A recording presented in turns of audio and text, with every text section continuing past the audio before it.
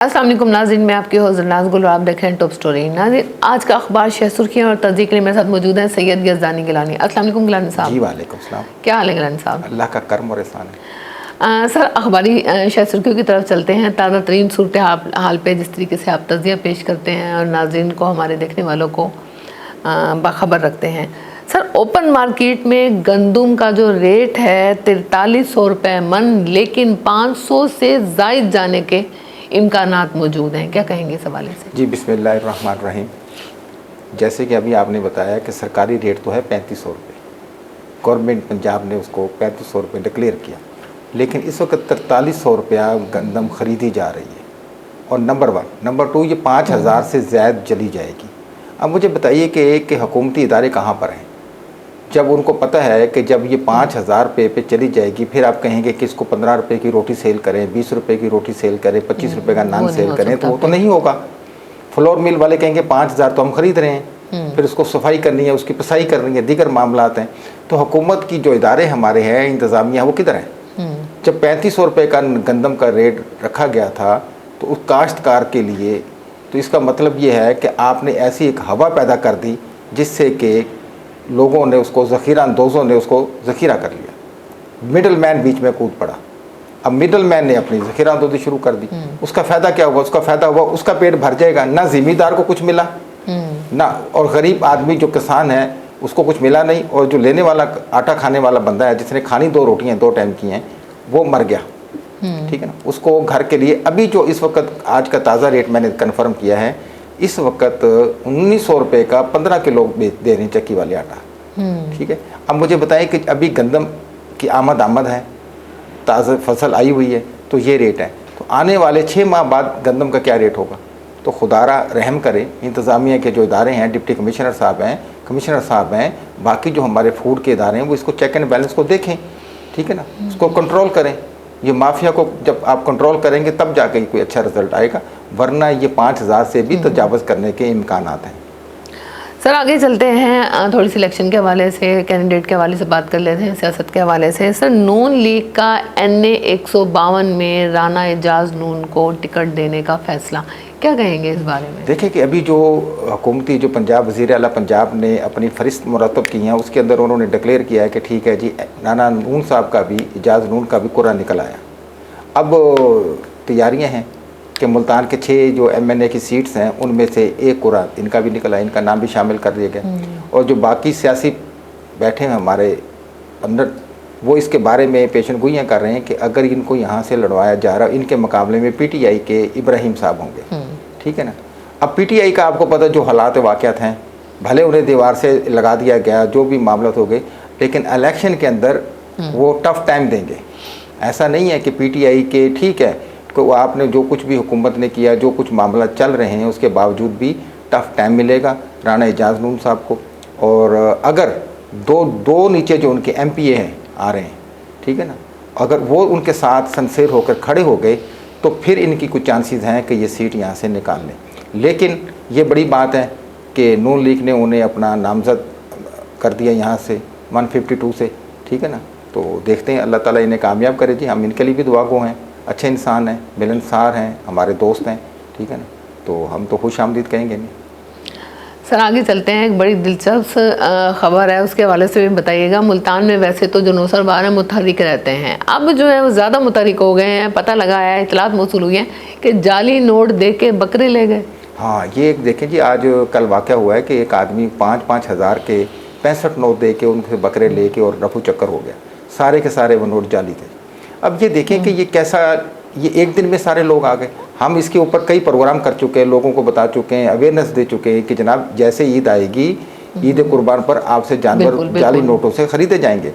इसमें ओड बरादरान का बड़ा किरदार है। मुल्तान में बेशुमार ऐसे हैं, ओड हैं, शरीफ ओड जिसका मैं नाम ले रहा हूँ, ये इनके बरफुरदार, इनका पूरा कुनबा इस 2 नंबर कैंडिडेट रह चुके हैं। कैंडिडेट का भी इलेक्शन इन्होंने लड़ा।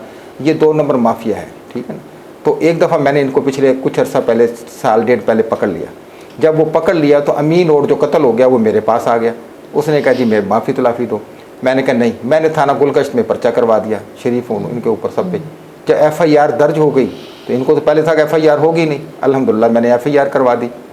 मेरे बेटे से इन्होंने ऑनलाइन आईफोन ले लिया, मेरे बेटे से गुलगश, और गुलगश जाके इन्होंने उसको जाली नोट दे दिए और आईफोन लेके उसको 1 लाख नकद दे दिया, बाकी उसे कहने लगे ATM पे देते हैं। और ये वो मोटर बाइक पे था, इन्होंने कार भगा के ले गए, नहीं दिए। बच्चे ने मुझे बताया ही नहीं, 5-7 दिन गुजर गए, बाद में पता चला कि वो जो सारी की सारी कापी है 1-1 हज़ार वाले, वो भी जाली है। फिर मैंने इसका पीछा किया, पीछा करने के बाद मैंने इन्हें ट्रेस कर लिया, ट्रेस करके FIR दे दी। फिर जनाब मेरे पास बंदे आ गए, अमीन और सब आ गए, हमारे सहाफ़ी बरादरी बीच में आ गई। फिर मैंने जुर्माना ले के इनको डंडा दे के पैसे भी लिए। मैंने कहा नहीं, तो मुझे वो और आज तक याद है कि जब उनको पकड़वाने के लिए हम लोग गए तो उन्होंने, औरतों ने हम पर हमला कर दिया, औरतों ने गर्म पानी ये वो लेके हमला कर दिया। तो पुलिस को नहीं छोड़ती। हाँ, लेकिन मैंने कहा मैंने उसको पकड़ लिया।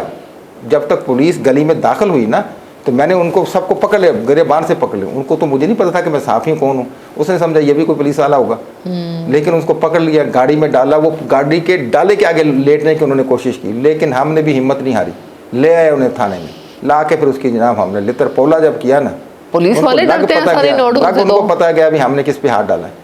उसने कहा जी ज़रब दे के पैसे ले लें, लिए हमने ज़रब दे के पैसे। तो ये माफिया है, इनसे बचें।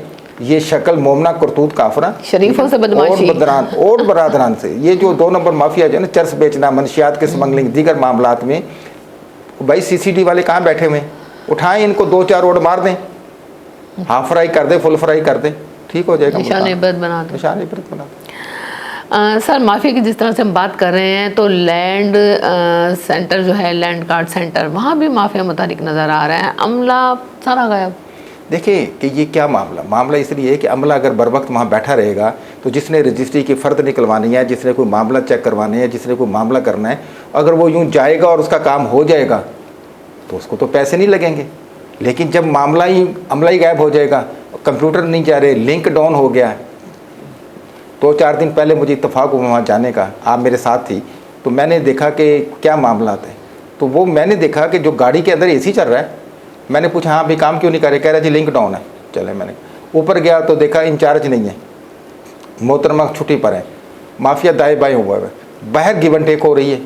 अब जो बंदा जलालपुर पीरवाला से आया, जो बंदा शुजाबाद से आया, जो बंदा किसी दीगर, मुझे बताएं वो कहाँ, वो पहले तो वो देखें ना कि न्यू कचहरी है किधर, लैंड सेंटर है किधर, खुदा के पिछवाड़े, वहाँ बंदा जाएगा तो उसकी तो पैसी मौत है गर्मी में।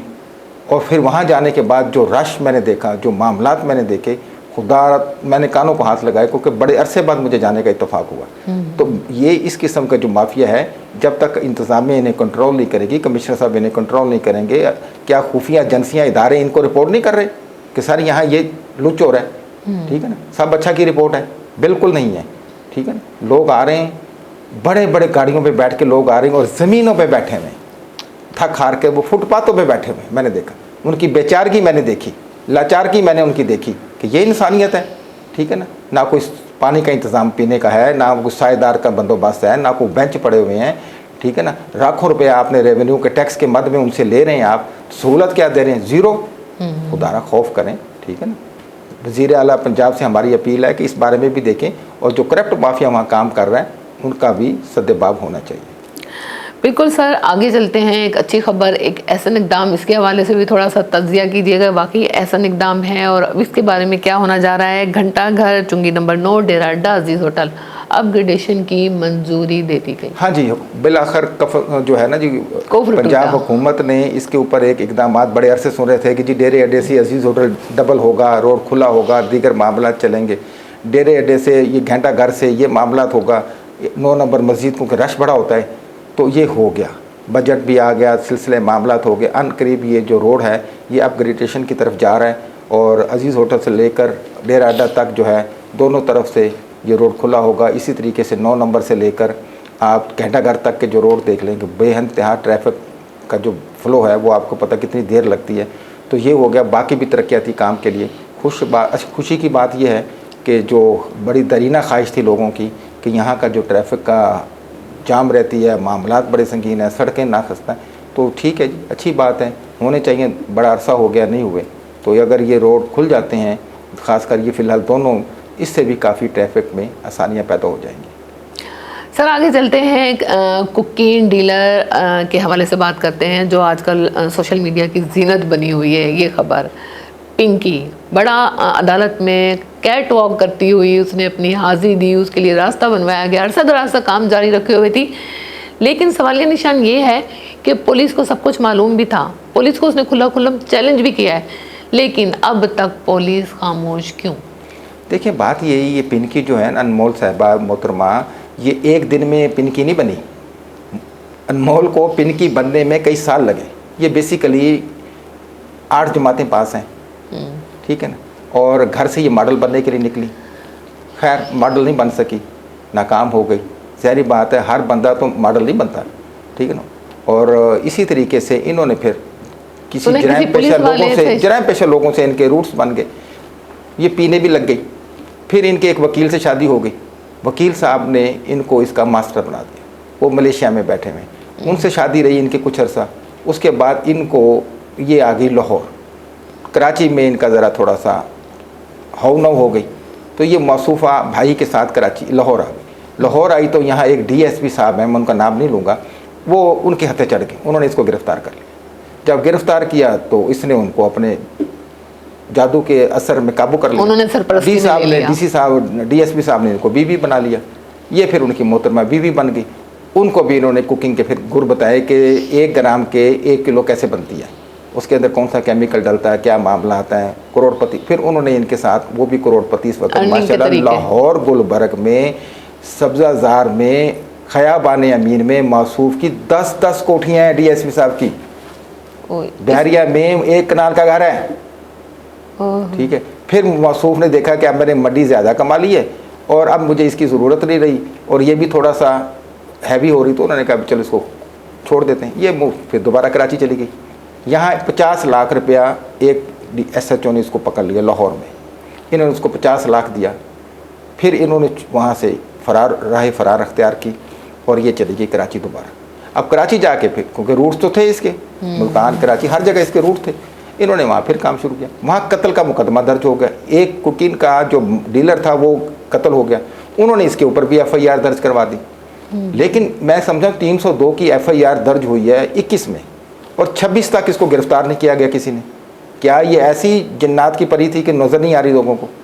असल में ये था कि ये पैसे कमाती भी है और पैसा लगाती भी है, ठीक है, जिसकी वजह से इसको छूट मिलती रही। अब बेचारी गवेड़ में आ गई, ठीक है ना।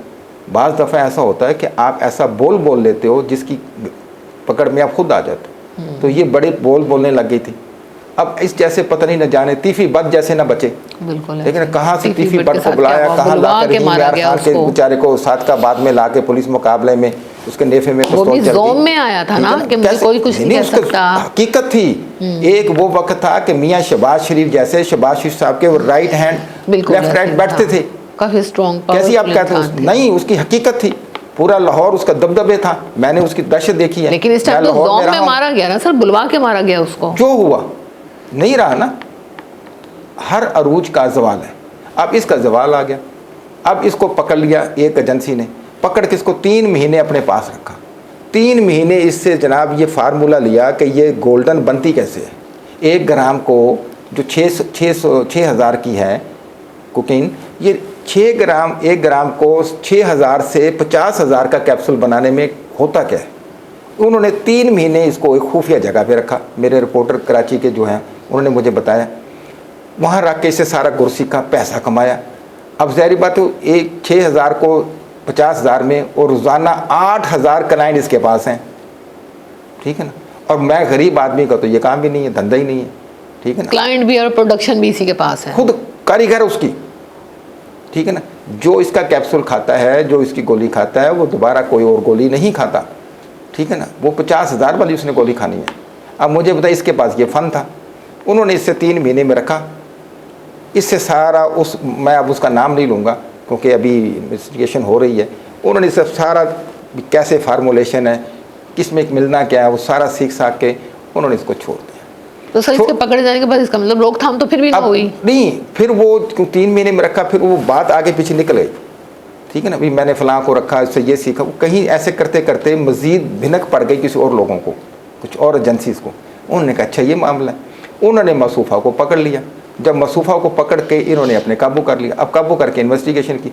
अब इन्होंने खुद साख्ता एक वो जो मकान आ रहा है दिखाया जा रहा है कि फलां क्वार्टर फलां फ्लैट में थी, हरकत ऐसा नहीं था, झूठ है ये सब।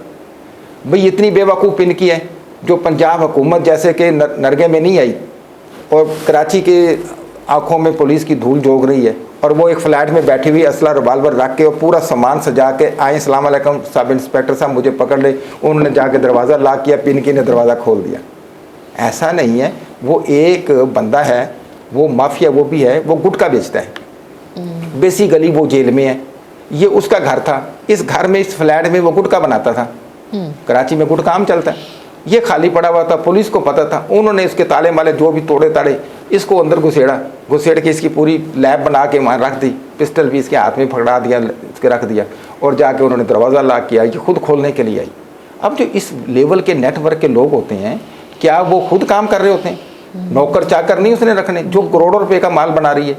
ये सिर्फ वो उसने जाके देखा, वीडियो में देखा, दरवाज़ा लॉक किया सब इंस्पेक्टर ने, और पिनकी साहबा जिस लबास में गिरफ्तारी शो की है उसमें आ रही हैं, ठीक है, आके एक दरवाज़ा खोलती हैं, लेडीज़ एक कांस्टेबल और सारे चले जाते हैं। जाने के बाद उसका बाकी वो सारा सीन आपने देखा, रिवाल्वर सीधा बैग में हाथ डालते हैं और उसमें से रिवाल्वर निकाल लेते हैं। बाकी वो सारी उनकी कुकीन वगैरह डबियाँ शबियाँ सारी पैकिंग पड़ी हुई, सब छोड़े ये बात। इतना अरसा वो आपकी आंखों में धूल झोंक कर बैठी रही। कौन कौन से आईजी, कौन कौन से डीआईजी, किस किस पुलिस ऑफिसर की वो सरपरस्ती में रही, वो बताएं। गवर्नमेंट सिंध को चाहिए कि वो बताएं, ठीक है ना। अब तो सेनेट कमेटी में भी तज़किरा हो रहा है, सेनेट में भी बात चल रही है मोहतरमा की, पिनकी की, कि भाई इतना अरसा कैसे बिल रही है। तो अब क्या होना है, उन शोरफा के नाम खुलने से पहले ही मुझे डर लगता है कि कहीं इसका काम ना हो जाए। मुझे डर है कि कहीं ये ना हो बेचारी जो कहें कि जनाब हमने इसको तफ्तीश कर रहे थे और खाना खाने के लिए हम गए तो इसने फिर बल्ब में हाथ दे लिया, पक्खे से लटक गई, ज़्यादा पानी पी लिया, या इसको कुकिंग नहीं मिली तो तब मर गई। बेनकाब होने के डर से कुछ भी हो सकता है। अल्लाह करे कहीं ऐसा ना हो। देखिए फिर जिस तरीके से उसने अदालत में एंट्री दी, जिस तरीके से वो उसकी जज ने बेल, उसको रिमांड ही नहीं दिया। बिल्कुल रिमांड नहीं, कमाल हो गया ना। तो मैं तो कहता हूँ जज को भी पकड़े, कहेंगे ये तो नहीं कुकिंग पीता, इसी का क्लाइंट ना हो, तो इसको भी पकड़ के रखना चाहिए। तो सब फड़े जाएंगे, सब फड़े जाएंगे इंशाल्लाह। आप बेफिक्र रहें। अगली किस्त मैं बता रहा हूँ इसकी हकीकत क्या थी, पिनकी का ख़ानदान कौन सा है, पिनकी के कितने भाई हैं, ये वालिदैन कौन से हैं, किस इलाके के रहने वाले थे, ज़ात इनकी कौन सी है, कितनी उम्र से ये इस फील्ड में आई और कैसा तरीक़ाकार है। इंशाल्लाह अगले प्रोग्राम में पिनकी के तमाम हदूद दरबा भी बताएंगे। बहुत शुक्रिया सर, थैंक यू। नाज़रीन देख रहे थे आप टॉप स्टोरी और हस्बे मामूल सैयद गज़ानी गिलानी मेरे साथ मौजूद है जो तफसीलात से आपको आगाह कर रहे थे। इसके साथ ही अपनी मेज़बान ज़रना गुल को इजाज़त दीजिए। अल्लाह हाफ़िज़।